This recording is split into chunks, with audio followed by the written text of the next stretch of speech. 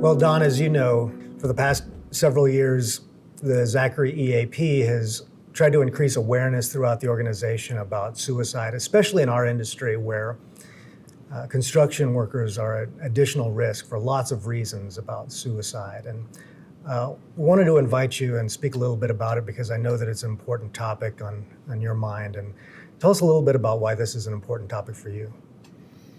Well, I think for several reasons. As you know, my brother committed suicide about 14 years ago.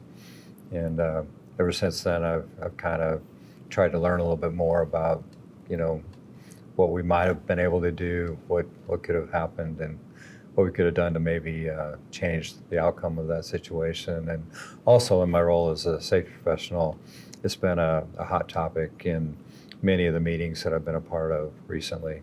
So, our industry, like you said, leads the U.S. in suicides, and want to do everything we can to try to help our people. And as a survivor of suicide, one of the things that we're talking about this year is survivors of suicide, which we've never talked about before. And when we talk about survivors, what we mean is family or friends, loved ones who have lost somebody close to them to suicide, and what that experience is like and how to support those folks. What was that experience like for you? I mean, it was devastating in a lot of ways. One of the first things I did was, I experienced a tremendous amount of guilt, and just wondering how I didn't see it, and what I could have done to hopefully change that outcome. So. And I imagine a lot of people want to support survivors. A lot of times people who mean well may say the wrong things, or some people do things that are really helpful. What were some things that were helpful or maybe not so helpful in your experience?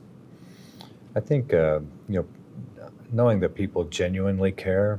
And I think a lot of the stigma over the last maybe 10, 15 years or so has changed around mental health in general and suicide in particular. But I think it's okay to ask somebody, are you okay? And then genuinely listen and look for warning signs. I think having these conversations is really difficult for a lot of folks, but it seems so important to reduce the stigma and increase awareness. Absolutely. What are some resources that you have found through your process that have brought you some help along the way? So I think, in the personal situation, one of the things that I was not aware of was hospice.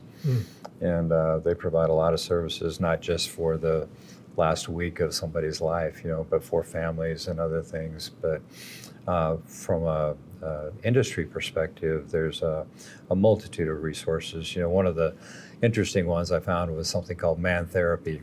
It's mantherapy.org, and they kind of take a little bit of a humorous approach to some of the stereotypical male tendencies, but try to open up conversations. And there's different resources on their website about, kind of a little analysis you can do, self-analysis, and then there's a lot of resources for the survivors and for people that are trying to intervene and those kinds of things. So that's one.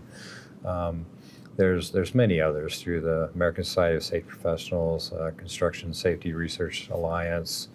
I think if you just Google, suicide awareness, there's a multitude of things that come up. So.